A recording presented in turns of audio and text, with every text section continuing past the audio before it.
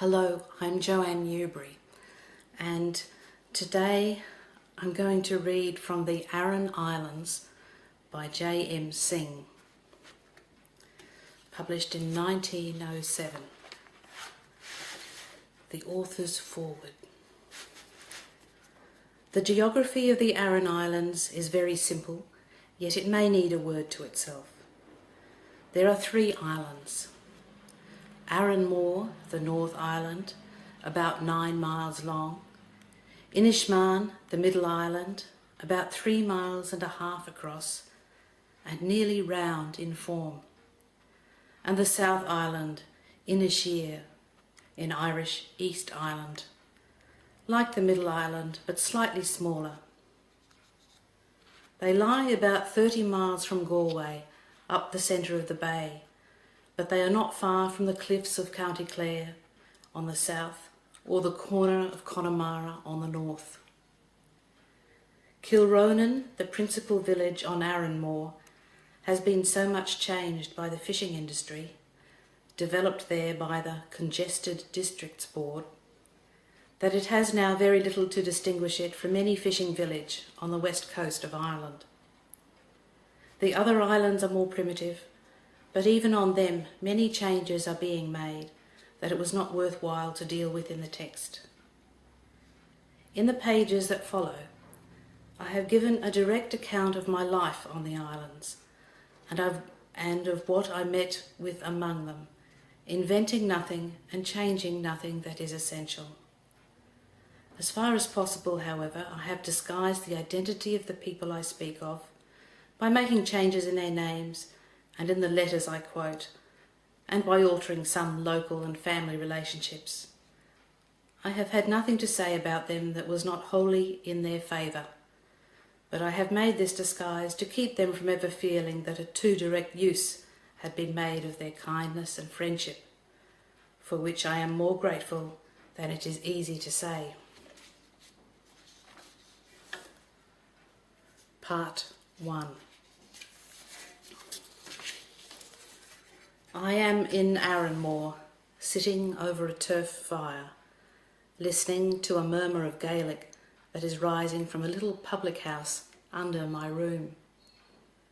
The steamer which comes to Aran sails according to the tide, and it was 6 o'clock this morning when we left the quay of Galway in a dense shroud of mist. A low line of shore was visible at first on the right, between the movement of the waves and fog. But when we came further, it was lost sight of, and nothing could be seen but the mist curling in the rigging and a small circle of foam. There were few passengers. A couple of men going out with young pigs tied loosely in sacking. 3 or 4 young girls who sat in the cabin with their heads completely twisted in their shawls, and a builder on his way to repair the pier at Kilronan, who walked up and down and talked with me. In about 3 hours, Aran came in sight. A dreary rock appeared at first, sloping up from the sea into the fog. Then, as we drew nearer, a coastguard station and the village. A little later I was wandering out along the one good roadway of the island, looking over low walls on either side into small flat fields of naked rock. I have seen nothing so desolate. Grey floods of water were sweeping everywhere upon the limestone, making at times a wild torrent of the road, which twined continually over low hills and cavities in the rock, or passed between a few small fields of potatoes or grass hidden away in corners that had shelter. Whenever the cloud lifted, I could see the edge of the sea below me on the right, and the naked ridge of the island above me on the other side. Occasionally I passed a lonely chapel or schoolhouse, or a line of stone pillars with crosses above them, and inscriptions asking a prayer for the soul of the person they commemorated.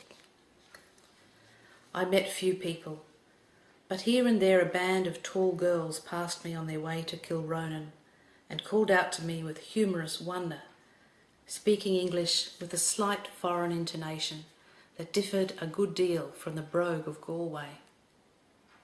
The rain and cold seemed to have no influence on their vitality, and as they hurried past me with eager laughter and great talking in Gaelic, they left the wet masses of rock more desolate than before.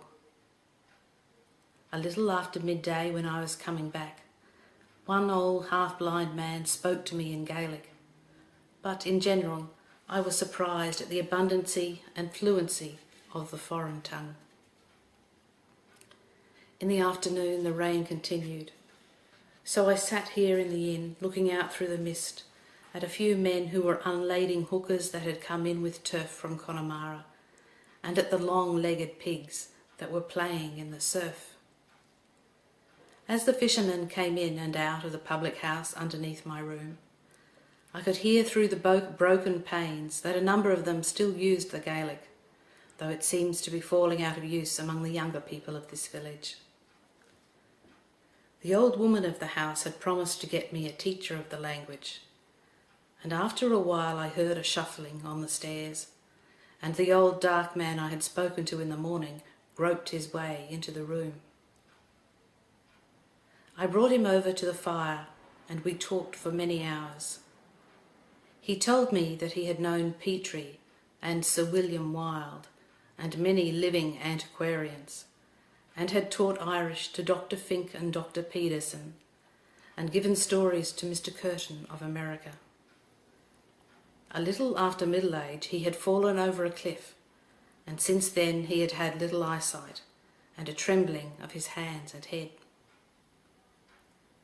As we talked, he sat huddled together over the fire, shaking and blind, yet his face was indescribably pliant, lighting up with an ecstasy of humour when he told me anything that had a point of wit or malice, and growing sombre and desolate again when he spoke of religion or the faeries.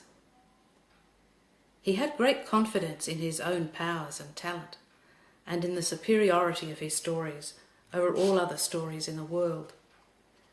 When we were speaking of Mr. Curtin, he told me that this gentleman had brought out a volume of his Aran stories in America and made £500 by the sale of them. "And what do you think he did then?" he continued. "He wrote a book of his own stories after making that lot of money with mine. And he brought them out, and the divil a halfpenny did he get for them. Would you believe that?" Afterwards he told me how one of his children had been taken by the faeries. One day a neighbour was passing, and she said, when she saw it on the road, "That's a fine child." Its mother tried to say, "God bless it," but something choked the words in her throat. A while later they found a wound on its neck, and for 3 nights the house was filled with noises. "I never wear a shirt at night," he said, "but I got up out of my bed, all naked as I was, when I heard the noises in the house, and lighted a light, but there was nothing in it."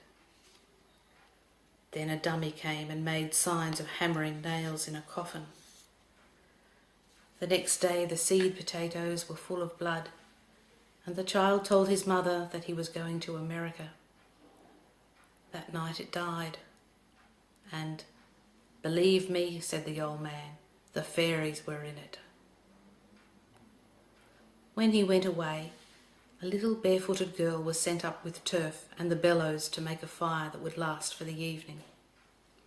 She was shy, yet eager to talk, and told me that she had good spoken Irish and was learning to read it in the school, and that she had been twice to Galway, though there are many grown women in the place who have never set a foot upon the mainland. The rain has cleared off, and I have had my first real introduction to the island and its people. I went out through Killeen, the poorest village in Aran to a long neck of sandhill that runs out into the sea towards the southwest.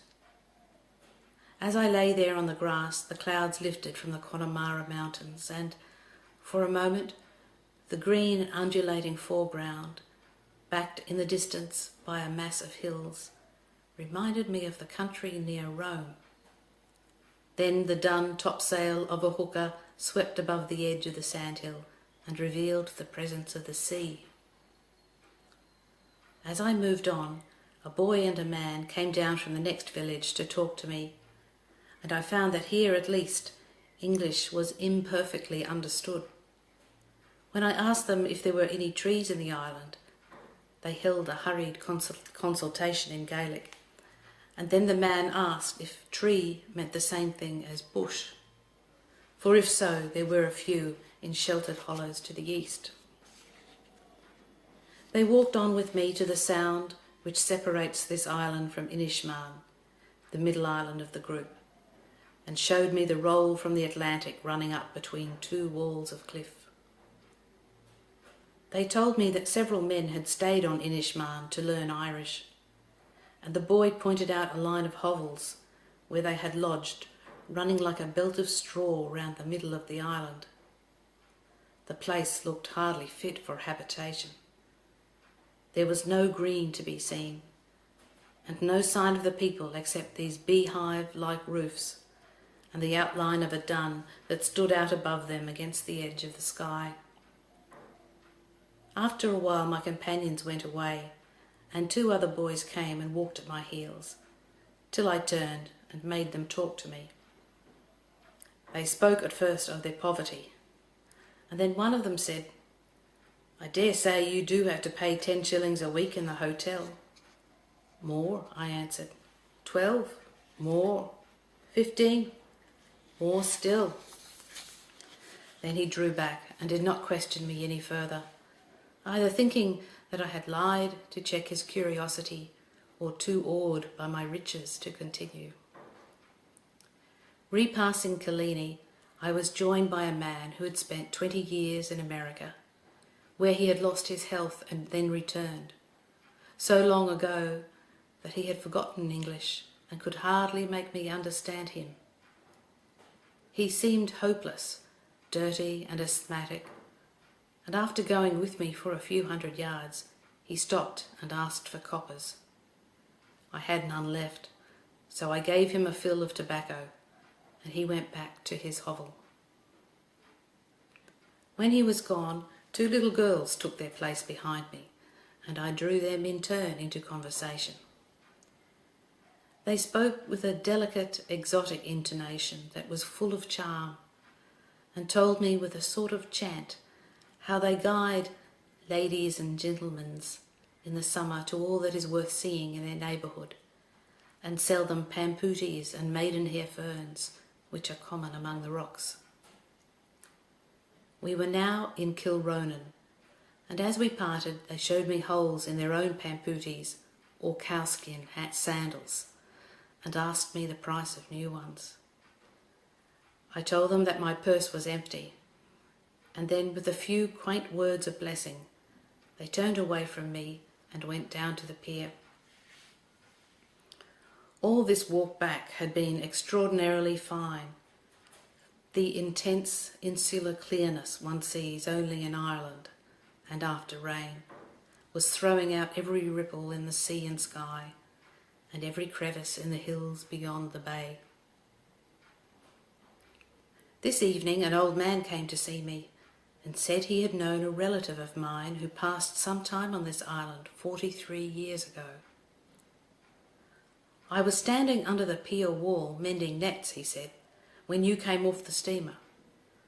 And I said to myself in that moment, if there is a man of the name of Synge left walking the world, it is that man yonder will be he."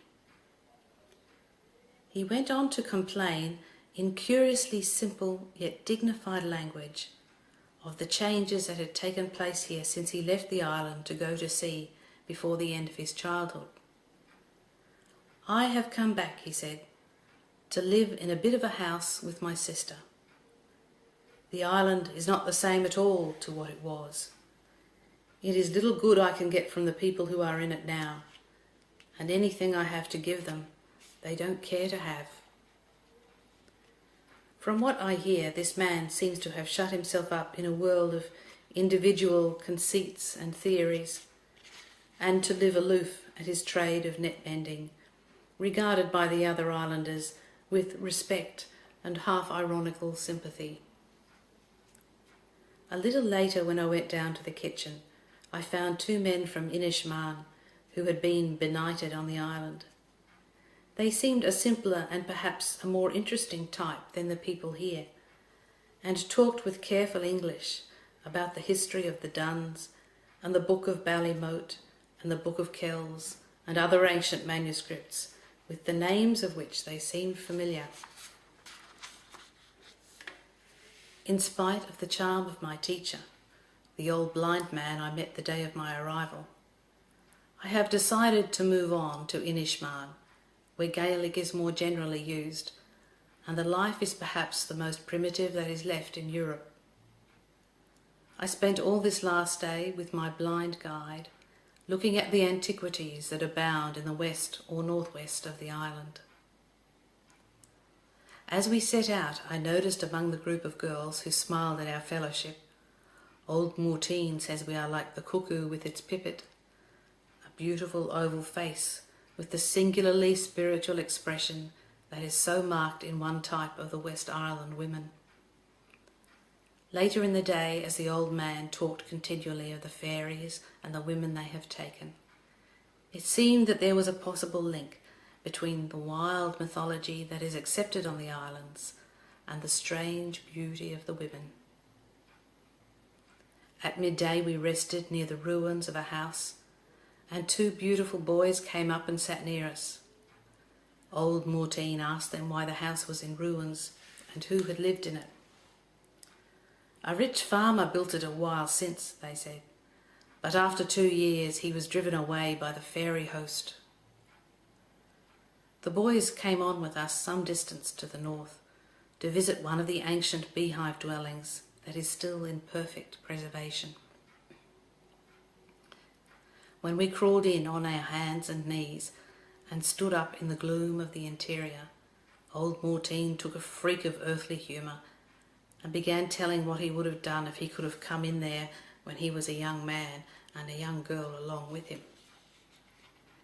Then he sat down in the middle of the floor and began to recite old Irish poetry with an exquisite purity of intonation that brought tears to my eyes, though I understood but little of the meaning.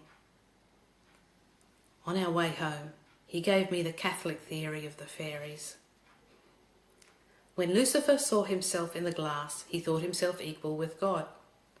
Then the Lord threw him out of heaven and all the angels that belonged to him.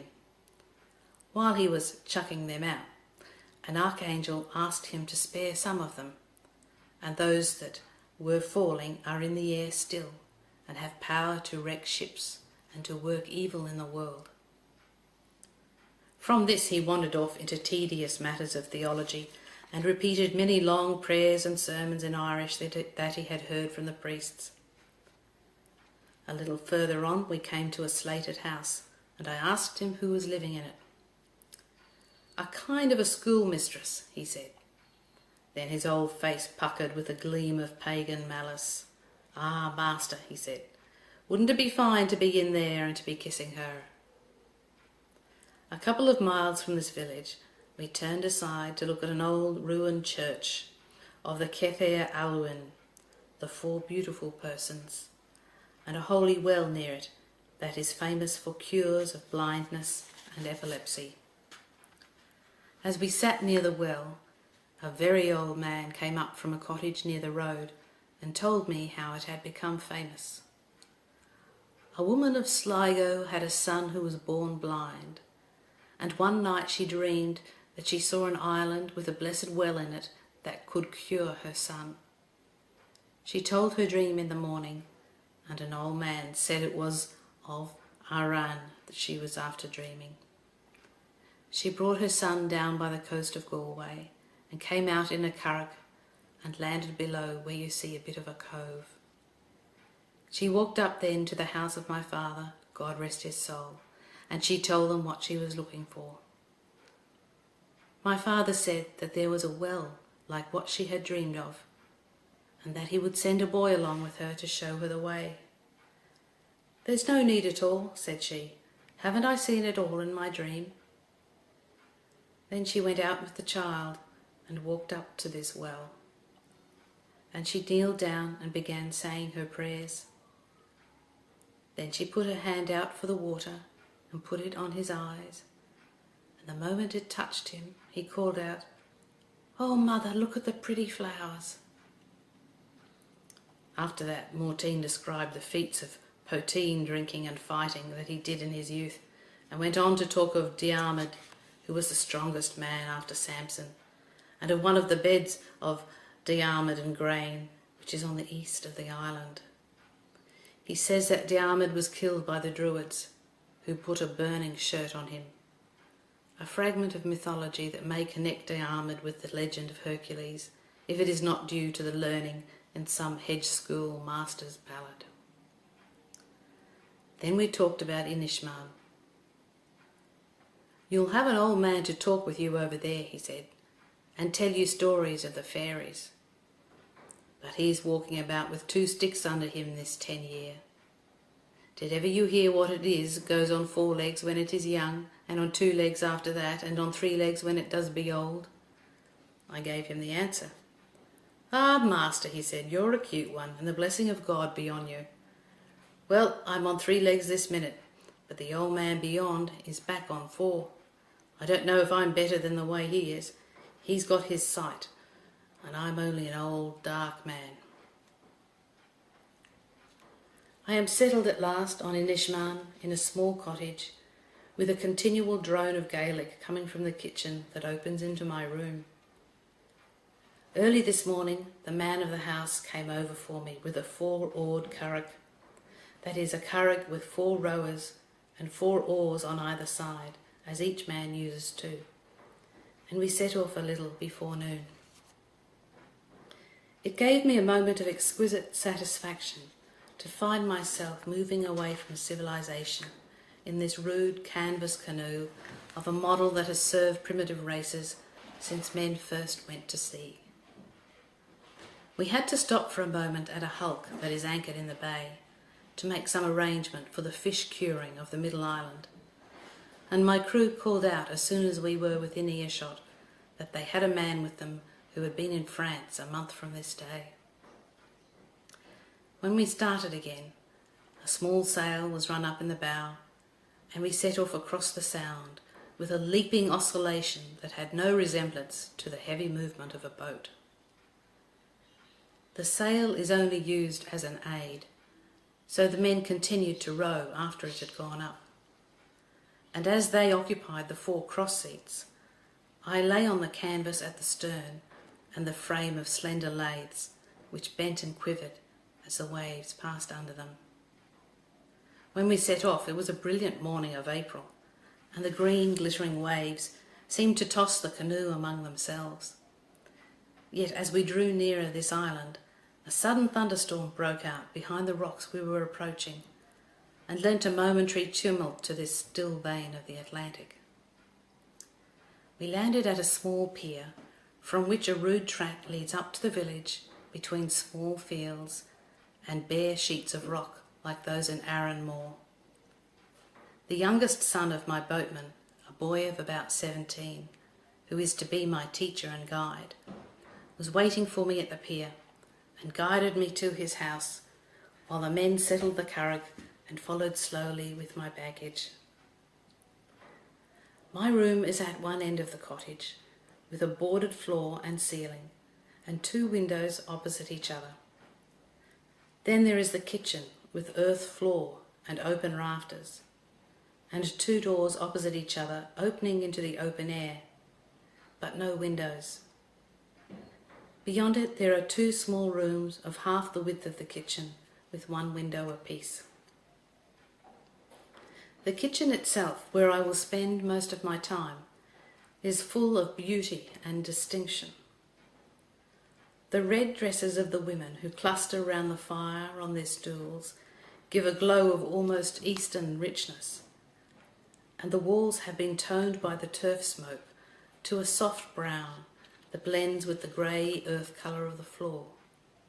Many sorts of fishing tackle and the nets and oilskins of the men are hung up on the walls or among the open rafters, and right overhead, under the thatch, there is a whole cowskin from which they make pamputis. Every article on these islands has an almost personal character, which gives this simple life, where all art is unknown, something of the artistic beauty of medieval life.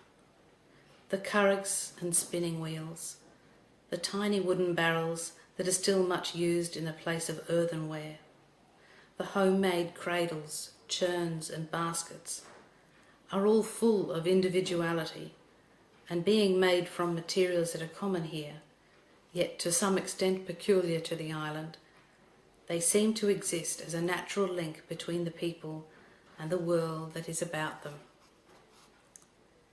The simplicity and unity of the dress increases in another way the local air of beauty. The women wear red petticoats and jackets of the island wool stained with madder, to which they usually add a plaid shawl twisted round their chests and tied at their back. When it rains, they throw another petticoat over their heads, with the waistband round their faces. Or, if they are young, they use a heavy shawl like those worn in Galway.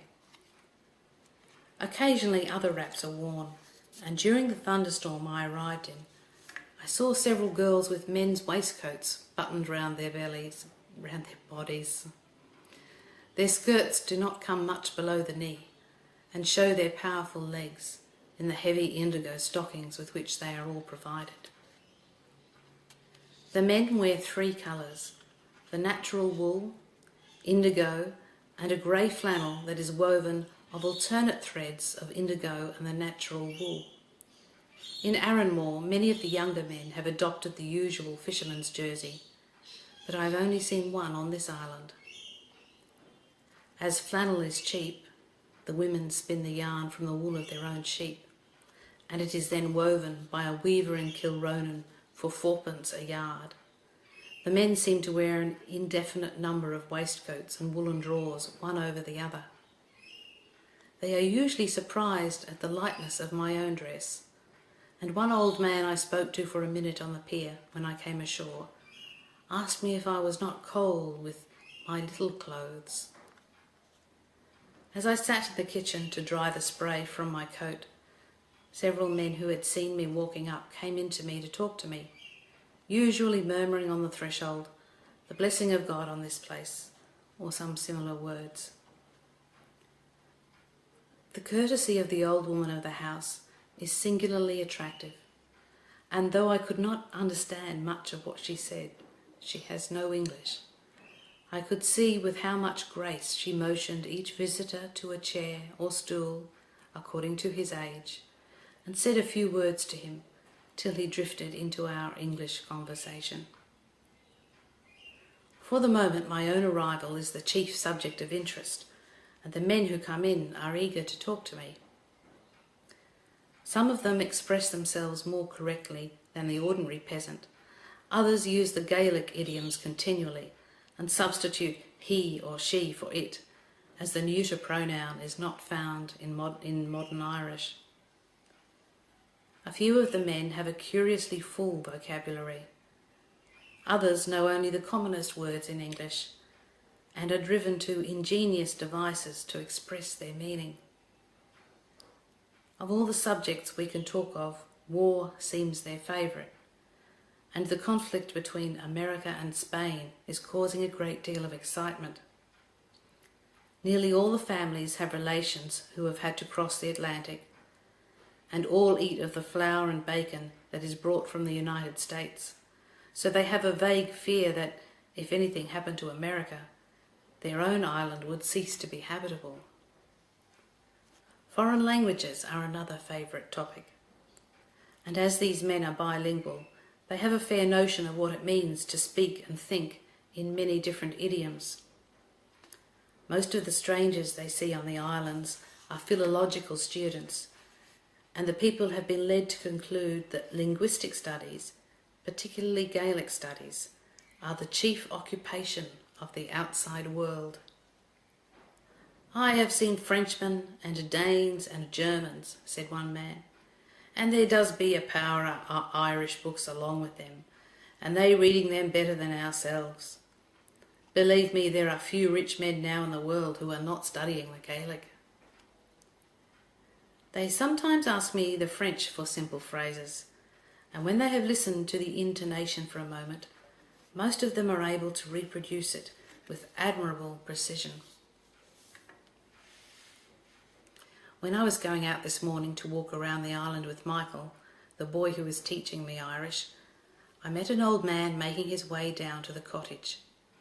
He was dressed in miserable black clothes, which seemed to have come from the mainland, and was so bent with rheumatism that at a little distance he looked more like a spider than a human being. Michael told me it was Pat Derain, the storyteller old Mortine had spoken of on the other island. I wished to turn back, as he appeared to be on his way to visit me, but Michael would not hear of it.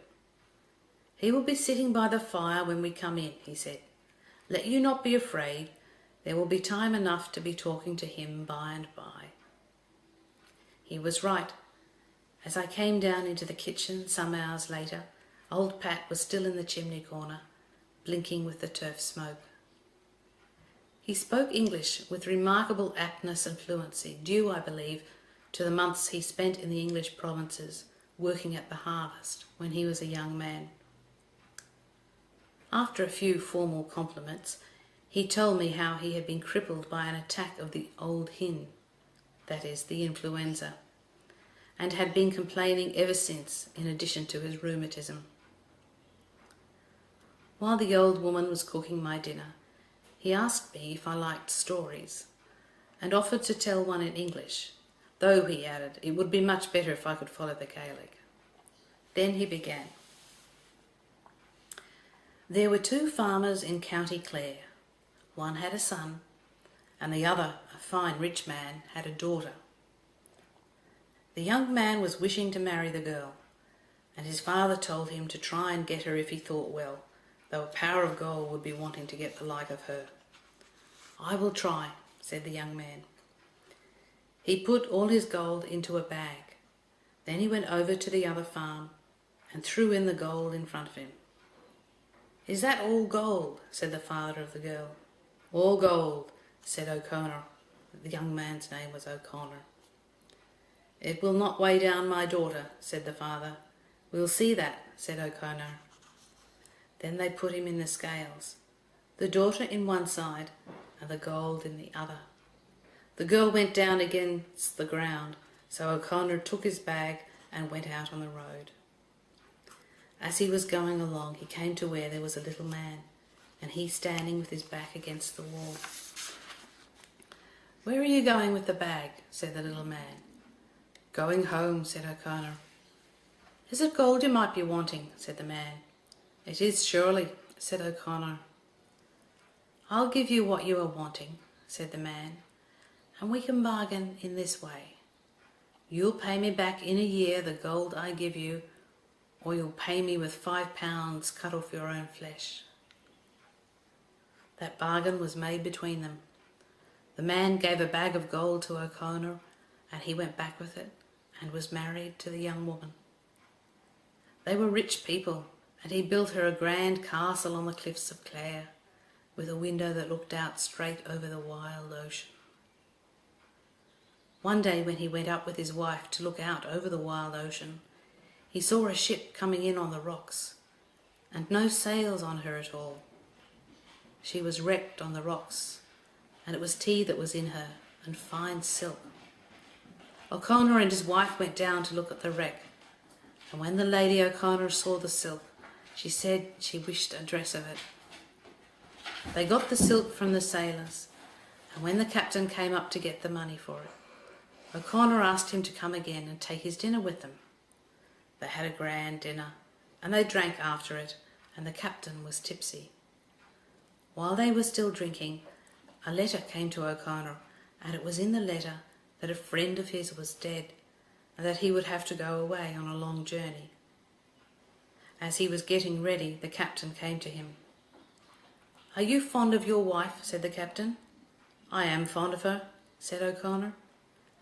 Will you make me a bet of 20 guineas no man comes near her while you'll be away on the journey? Said the captain. I will bet it, said O'Connor, and he went away. There was an old hag who sold small things on the road near the castle, and the Lady O'Connor allowed her to sleep up in her room in a big box. The captain went down on the road to the old hag. "For how much will you let me sleep one night in your box?" said the captain. "For no money at all would I do such a thing," said the hag. "For 10 guineas, said the captain. "Not for 10 guineas, said the hag. "For 12 guineas, said the captain. "Not for 12 guineas, said the hag. "For 15 guineas, asked the captain. "For 15 I will do it," said the hag. Then she took him up and hid him in the box. When night came, the Lady O'Connor walked up into her room, and the captain watched her through a hole that was in the box. He saw her take off her 2 rings and put them on a kind of board that was over her head like a chimney piece, and take off her clothes, except her shift, and go up into her bed. As soon as she was asleep, the captain came out of his box, and he had some means of making a light, for he lit the candle. He went over to the bed where she was sleeping, without disturbing her at all or doing any bad thing, and he took the 2 rings off the board and blew out the light and went down again into the box. He paused for a moment, and a deep sigh of relief rose from the men and women who had crowded in while the story was going on, till the kitchen was filled with people. As the captain was coming out of his box, the girls, who had appeared to know no English, stopped their spinning and held their breath with expectation. The old man went on. When O'Connor came back, the captain met him and told him that he had been a night in his wife's room, and gave him the 2 rings. O'Connor gave him the 20 guineas of the bet. Then he went up into the castle, and he took his wife up to look out of the window over the wild ocean. While she was looking, he pushed her from behind, and she fell down over the cliff into the sea. An old woman was on the shore, and she saw her falling. She went down then to the surf and pulled her out all wet and in great disorder, and she took the wet clothes off her and put on some old rags belonging to herself. When O'Connor had pushed his wife from the window, he went away into the land. After a while, the Lady O'Connor went out searching for him, and when she had gone here and there a long time in the country, she heard that he was reaping in a field with 60 men. She came to the field and she wanted to go in, but the gate man would not open the gate for her. Then the owner came by and she told him her story. He brought her in, and her husband was there reaping, but he never gave any sign of knowing her. She showed him to the owner, and he made the man come out and go with his wife. Then the Lady O'Connor took him out on the road where there were horses, and they rode away. When they came to the place where O'Connor had met the little man, he was there on the road before them. "Have you my gold on you?" said the man. "I have not," said O'Connor. "Then you'll pay me the flesh off your body," said the man. They went into a house, and a knife was brought, and a clean white cloth was put on the table, and O'Connor was put upon the cloth. Then the little man was going to strike the lancet into him, when says Lady O'Connor, "Have you bargained for 5 pounds of flesh?" "For 5 pounds of flesh," said the man. "Have you bargained for any drop of his blood?" said Lady O'Connor. "For no blood," said the man. "Cut out the flesh," said Lady O'Connor, "but if you spill 1 drop of his blood, I'll put that through you." And she put a pistol to his head. The little man went away, and they saw no more of him. When they got home to their castle, they made a great supper, and they invited the captain and the old hag, and the old woman that had pulled the Lady O'Connor out of the sea. After they had eaten well, the Lady O'Connor began, and she said they would all tell their stories. Then she told how she had been saved from the sea, and how she had found her husband. Then the old woman told her story, the way she had found the Lady O'Connor wet and in great disorder, and had brought her in and put on her some old rags of her own. The Lady O'Connor asked the captain for his story, but he said they would get no story from him. Then she took her pistol out of her pocket and she put it on the edge of the table, and she said that anyone that would not tell his story would get a bullet into him. Then the captain told the way he had got into the box and come over to her bed without touching her at all, and had taken away the rings. Then the Lady O'Connor took the pistol and shot the hag through the body, and they threw her over the cliff into the sea. That is my story. It gave me a strange feeling of wonder to hear this illiterate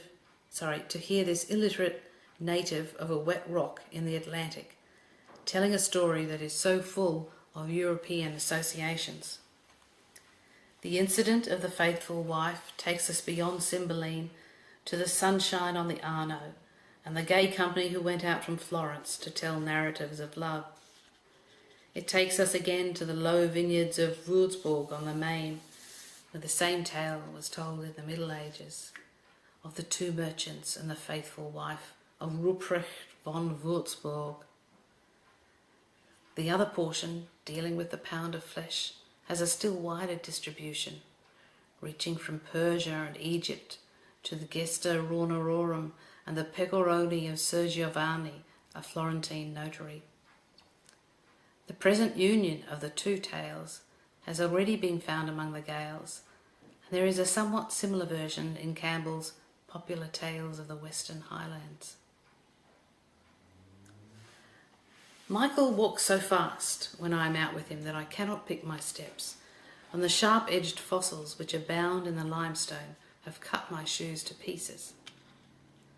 The family held a consultation on them last night, and in the end it was decided to make me a pair of pampooties, which I have been wearing today among the rocks. They consist simply of a piece of raw cowskin with the hair outside, laced over the toe and round the heel with two ends of fishing line that work around and are tied above the instep. In the evening, when they are taken off, they are placed in a basin of water, as the rough hide cuts the foot and stocking if it is allowed to harden.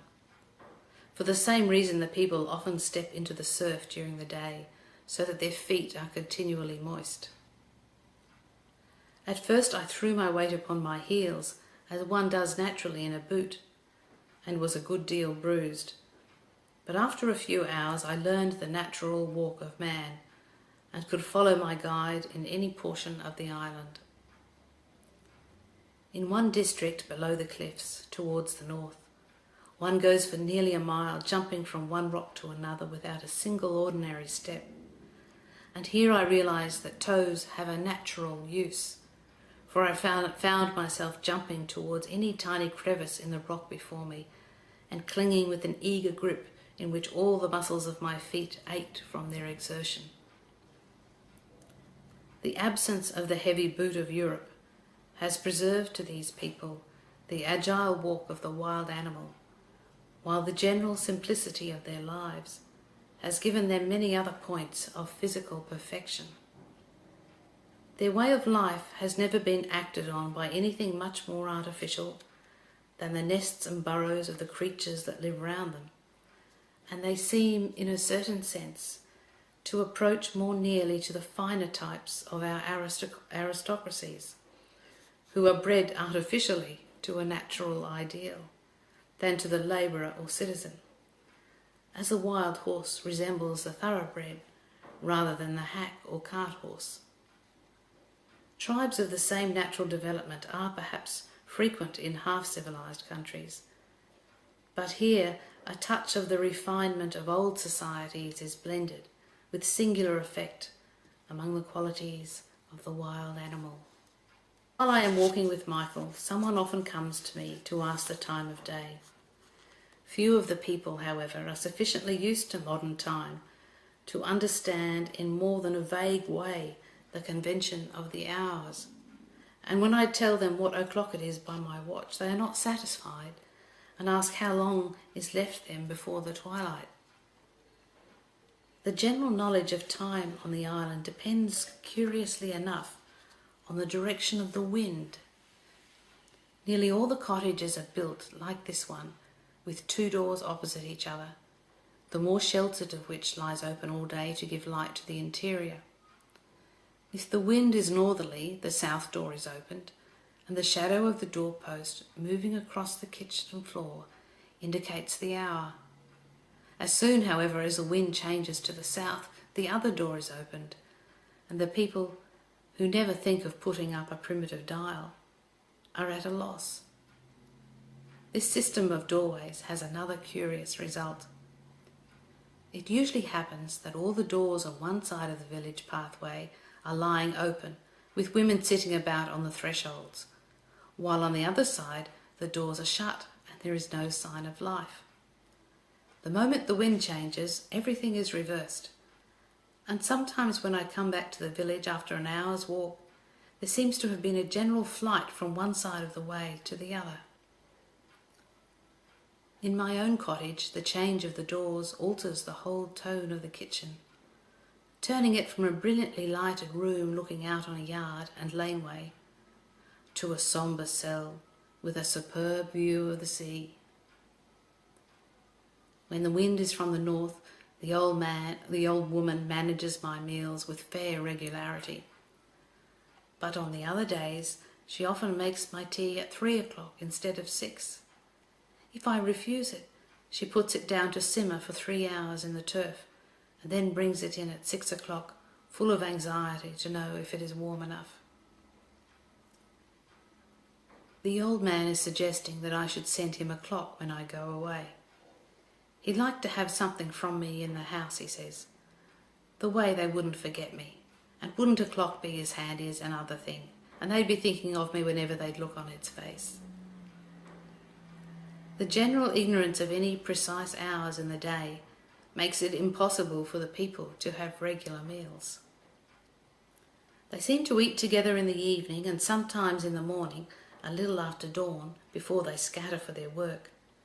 But during the day they simply drink a cup of tea and eat a piece of bread or some potatoes whenever they are hungry. For men who live in the open air, they eat strangely little. Often when Michael has been out weeding potatoes for 8 or 9 hours without food, he comes in and eats a few slices of homemade bread, and then he's ready to go out with me and wander for hours about the island. They use no animal food except a little bacon and salt fish. The old woman says she would be very ill if she ate fresh meat. Some years ago, before tea, sugar and flour had come into general use, salt fish was much more the staple article of diet than at present, and I am told skin diseases were very common, though they are now rare on the islands. No one who has not lived for weeks among these grey clouds and seas can realise the joy with which the eye rests on the red dresses of the women, especially when a number of them are to be found together, as happened early this morning. I heard that the young cattle were to be shipped for a fair on the mainland, which is to take place in a few days, and I went down on the pier a little after dawn to watch them. The bay was shrouded in the greys of coming rain, yet the thinness of the cloud threw a silvery light on the sea and an unusual depth of blue to the mountains of Connemara.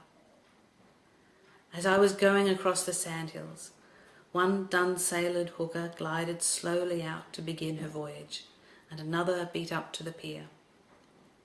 Troops of red cattle, driven mostly by the women, were coming up from several directions, forming, with the green of the long tract of grass that separates the sea from the rocks, a new unity of colour.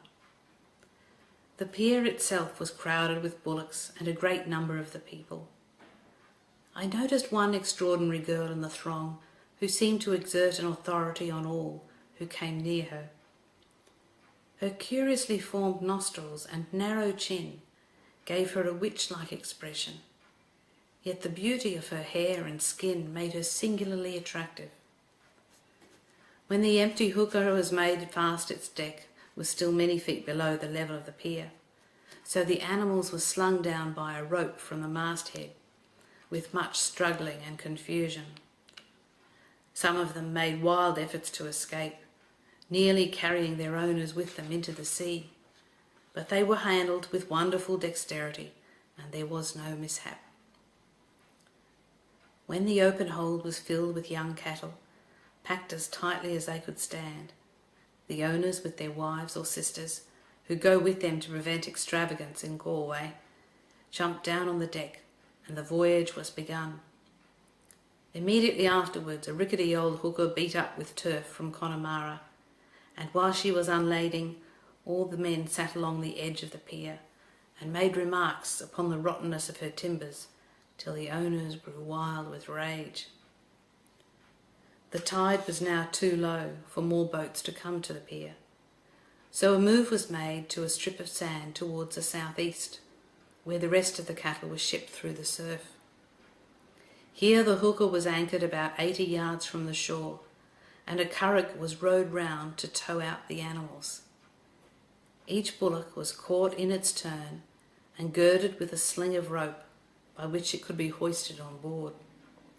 Another rope was fastened to the horns and passed out to a man in the stem of the curragh.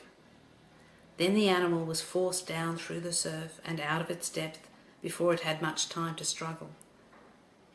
Once fairly swimming, it was towed out to the hooker and dragged on board in a half-drowned condition. The freedom of the sand seemed to give a stronger spirit of revolt, and some of the animals were only caught after a dangerous struggle.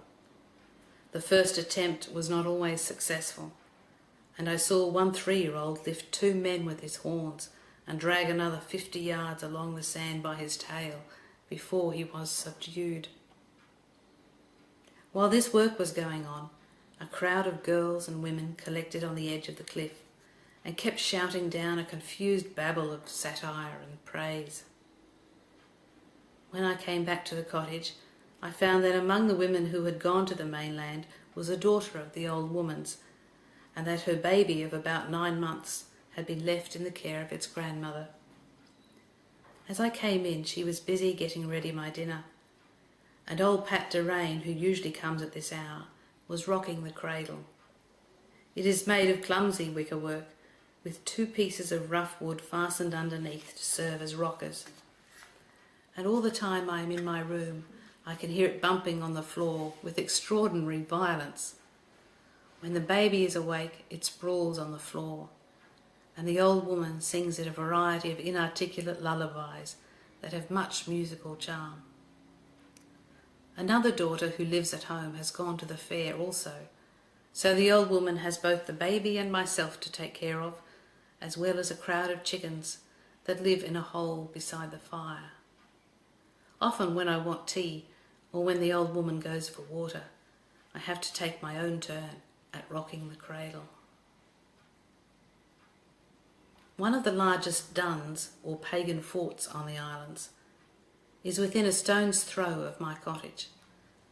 I often stroll up there after a dinner of eggs or salt pork to smoke drowsily on the stones. The neighbours know my habit, and not infrequently someone wanders up to ask what news there is in the last paper I have received, or to make inquiries about the American War. If no one comes, I prop my book open, with stones touched by the fir bogs, and sleep for hours in the delicious warmth of the sun. The last few days I have almost lived on the round walls, for by some miscalculation our turf has come to an end, and the fires are kept up with dried cow dung, a common fuel on the island, the smoke from which filters through into my room and lies in blue layers above my table and bed. Fortunately, the weather is fine, and I can spend my days in the sunshine.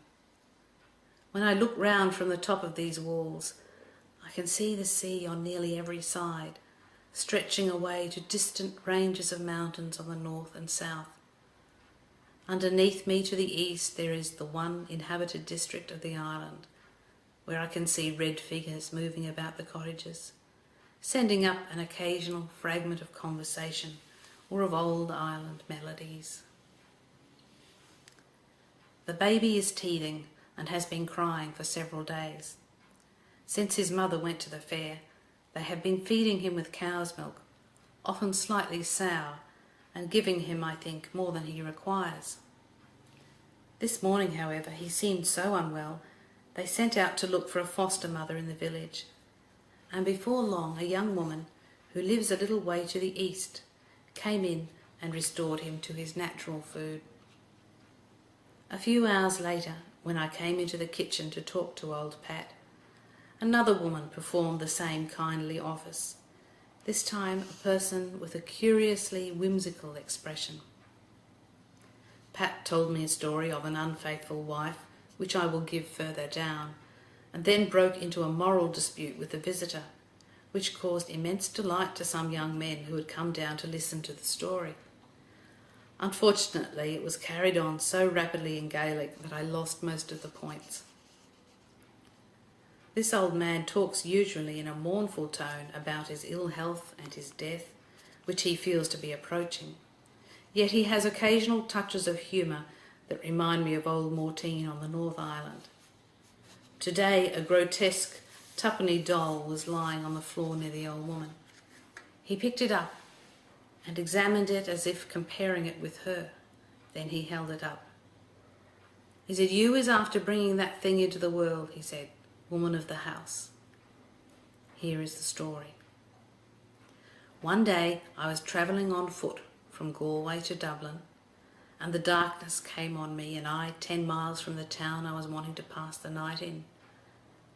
Then a hard rain began to fall, and I was tired walking. So when I saw a sort of a house with no roof on it up against the road, I got in the way the walls would give me shelter. As I was looking round, I saw a light in some trees 2 perches off, and thinking any sort of a house would be better than where I was, I got over a wall and went up to the house to look in at the window. I saw a dead man laid on a table, and candles lighted, and a woman watching him. I was frightened when I saw him, but it was raining hard, and I said to myself, if he was dead he couldn't hurt me. Then I knocked on the door, and the woman came and opened it. "Good evening, ma'am," says I. Good evening kindly, stranger," says she, "come in out of the rain." Then she took me in and told me her husband was after dying on her, and she was watching him that night. "But it's thirsty you'll be, stranger," says she. "Come into the parlour." Then she took me into the parlour, and it was a fine clean house, and she put a cup with a saucer under it on the table before me with fine sugar and bread. When I'd had a cup of tea, I went back into the kitchen where the dead man was lying, and she gave me a fine new pipe off the table with a drop of spirits. "Stranger," says she, "would you be afeard to be alone with himself?" "Not a bit in the world, ma'am," says I. "He's that dead can do no hurt." Then she said she wanted to go over and tell the neighbours the way her husband was after dying on her, and she went out and locked the door behind her. I smoked one pipe, and I leaned out and took another off the table. I was smoking it with my hand on the back of my chair, the way you are yourself this minute, God bless you, and I looking on the dead man, when he opened his eyes as wide as myself and looked at me. "Don't be afraid, stranger," said the dead man. "I'm not dead at all in the world. Come here and help me up, and I'll tell you all about it."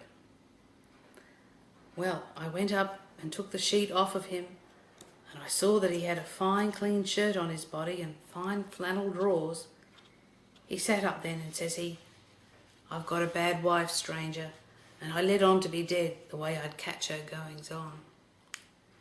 Then he got 2 fine sticks he had to keep down his wife, and he put them at each side of his body, and he laid himself out again as if he was dead. In half an hour his wife came back, and a young man along with her. Well, she gave him his tea, and she told him he was tired and he would do right to go and lie down in the bedroom. The young man went in, and the woman sat down to watch by the dead man. A while after she got up, and, "Stranger," says she, "I'm going in to get the candle out of the room. I'm thinking the young man will be asleep by this time." She went into the bedroom, but the divil a bit of her came back. Then the dead man got up, and he took one stick and he gave the other to myself. We went in and saw them lying together with her head on his arm. The dead man hit him a blow with the stick, so that the blood out of him leapt up and hit the gallery. That is my story.